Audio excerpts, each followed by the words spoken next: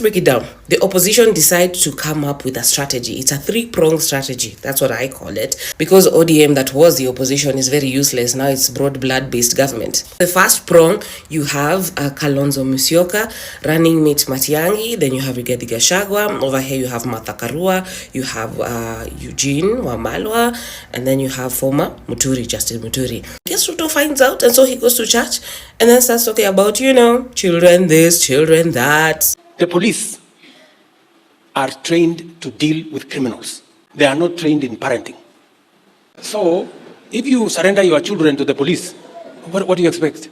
While he's in charge. So cult members are starting to be recruited and everybody's going to get a Prado thanks to the taxpayers' money. And I'm sure all other pastors, they will be expecting Prado. So expect more taxes. ODM Raila Odinga, of course, comes and says, what, I'm going to support Ruto till 2027.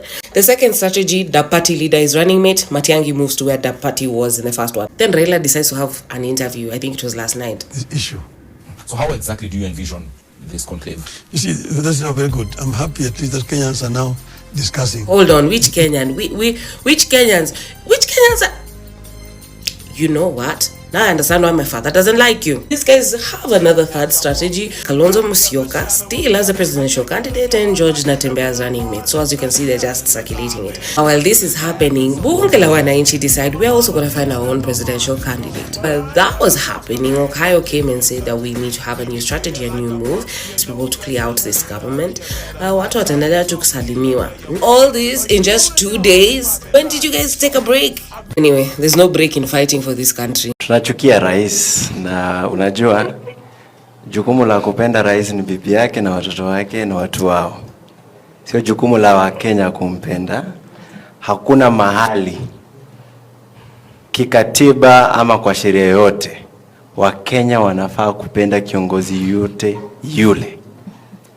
Hisia watu wapeleke mbali.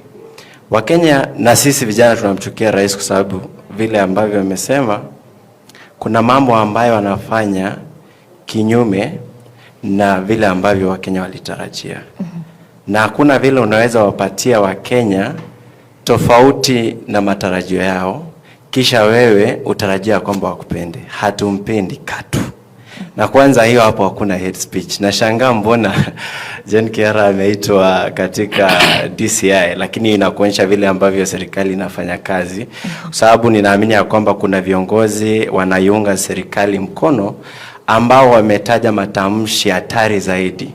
Kwa sababu yale matamshi yao ni ya kuwatenganisha watu ama kuleta chuki baina ya makabila mbalimbali katika taifa. Lakini huyu akiongea hakuna chuki yote analeta baina ya watu. Anazungumza vile ilivyo. Unapata kwamba anazungumzia tu hisia za vijana. Ni kweli hatumpendi rais, hatuoni tukimpenda, hatuna apology ya kufanya kwa sababu ni kazi tumempatia. Mwajiri wako, uhusiano kati ya mwajiri na mwajiriwa si wa kimapenzi. Ni uhusiano ni uhusiano wa kikazi. Na hiyo kandarasi ambayo Wakenya ama sisi kama Wakenya tumempatia rais sio uhusiano wa kimapenzi. Kitu isimdanganye. Ni uhusiano wa kazi, na wakati mwajiriwa ameleta kiburi, ameleta fitina, ameanza kuwapiga marisasi waajiri wake, chuki inafuata. In fact, anafaa kuamenda nyumbani. Tonight, KTN can now confirm that a special team mandated to come up with a special lineup within the united opposition that will face President William Ruto at the ballot come 2027 is finalizing its work. According to a document seen by KTN, Wiper Party leader Kalonzo Musyoka remains the preferred presidential flag bearer for the united opposition, with either former Interior CS Fred Matiang'i, DAP party leader Eugene Wamalwa and Trans Nzoia Governor George Natembeya being floated to be Kalonzo's running mate. And as our senior political affairs reporter Chris Thyro details, DCP party leader and former Deputy President Rigathi Gachagua would claim the position of Prime Cabinet Secretary, with PLP party leader Martha Karua taking the Speaker's position of either Houses of Parliament. Listen in. 24 months to the much-awaited 2027 general election, and the united opposition are strategizing day and night on how to remove President William Ruto from power through the ballot come August 10th, 2027. Ati mpango yao Ruto must go. Sasa Ruto must go itakusaidia na nini? And as outrightly stated by President Ruto, the opposition has been consulting widely from politicians, professionals and businessmen on the best lineup within the united opposition that will send Ruto home. Tutaenda meza sisi wenyewe. KTN was privileged to get a glimpse of some of the proposed lineups from a document prepared by a special team mandated to come up with a formidable team that will face President Ruto at the ballot. Something to note is that in all the lineups proposed by the team, Wiper Party leader Kalonzo Musyoka remains the most preferred presidential flag bearer to face Ruto at the ballot. The Wiper Party leader seemed to have taken over the position of leader of opposition from ODM leader Raila Odinga since he joined the broad-based government. You see, Kalonzo is controlling about 2 million votes, maybe even 2.3. And he is, as a presidential candidate, the moment the Mount Kenya supports him, then you can expect the Gambas will do a 90% turnout. We in the opposition should be charged to come with a scientific method of helping Kenyans decide ahead of time who is this one presidential candidate they want from the opposition. And if it is picked to be you, Chris Thairo, let us all, abandon our egos. The first proposed lineup puts Wiper Party leader Kalonzo Musyoka to be the presidential flag bearer of the united opposition, with former Interior CS Dr. Fred Matiang'i being his running mate. Former Deputy President and DCP party leader Rigathi Gachagua will take the position of Prime Cabinet Secretary, with PLP party leader Martha Karua taking over the position of Speaker of the National Assembly, while DAP party leader Eugene Wamalwa taking over the position of Senate Speaker.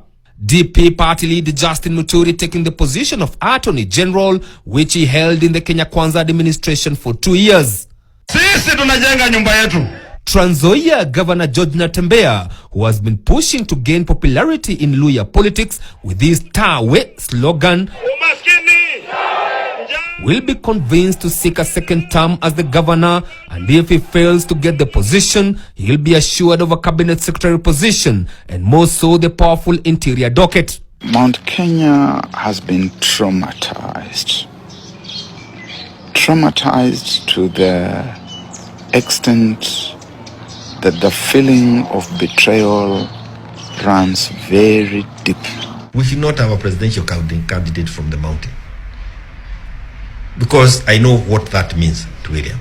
If there is such an arrangement, it will deliver because it will avoid the split you are talking about, and it will also make sense because Gachagua will still be significant, higher than the deputy, basically, because of his personality. The second lineup is to have Wiper Party leader Kalonzo Musyoka as the presidential flag bearer, with DAP party leader Eugene Wamalwa being his running mate.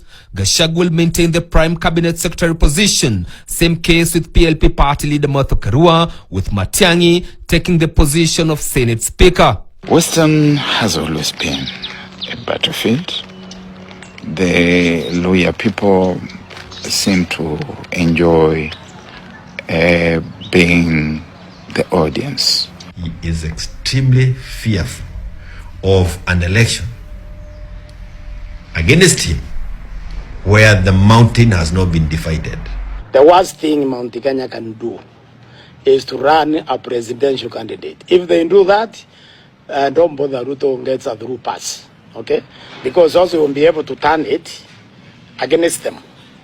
You won't be able to tell the country that, well, we have not performed because these guys have been bothering us, so they can come back to the seat. The third lineup is to have Wiper Party leader Kalonzo Musyoka as the presidential flag bearer, with Trans Nzoia Governor George Natembeya being his running mate. It turns out that the united opposition decides that their running mate is going to be Eugene Wamalwa or George Natembeya or any of those Luhya people out there.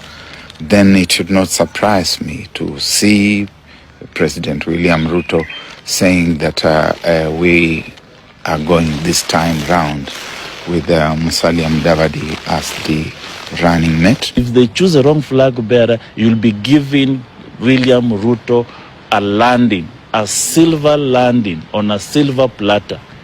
If Gachagua contest, trust me, Ruto will win the election. Okay? Any other person, they cannot make Ruto win. It's not possible. However, there are youthful politicians in the opposition who still feel that it's time for change, and all leaders who have been there to be brought out and bring fresh blood that will bring fresh ideas. Leaders who have served in Moi government, who have served in Kibaki's government, who have served in Uhuru's government, are now serving in Ruto's government, have no capacity to deliver this nation from the bondage it has suffered for 60 years. This time, I don't think the opposition will split because the cost is too high. The cost for splitting outweighs any benefit which may arise from splitting. The litmus test for the opposition leaders is unity of purpose, given that all the top leaders within the united opposition have presidential ambitions. The special team is yet to finalize the proposals before presenting them to the top leaders of the united opposition. Former Chief Justice David Kenani Maraga, and who has already declared his interest to vie for the presidency come 2027, comes in as the third force. Though in the opposition and in the front line criticizing the Ruto administration, he has not been keen to associate himself with the united opposition team. However, it will be a matter of wait and see which team between the opposition and the Kenya Kwanza team will be unveiling their lineups first before the campaigns kick off. In the 2022 general election, the Kenya Kwanza team unveiled its lineup 3 months to the polls. Well, will the united opposition remain united until the Erastus Ethicon team of IEBC blows the last whistle? Youthman chukua kura. Lazima. Na usiogope kupiga kura. Juu after tumepiga kura tunazichunga mpaka ngware. Tunawasaidia kuzihesabu. Mpaka rena ngware. Hakuna wizi wa kura. Youthman chukua kura. Wanatugeuza IEBC. Na upige kura Youthman. Correction.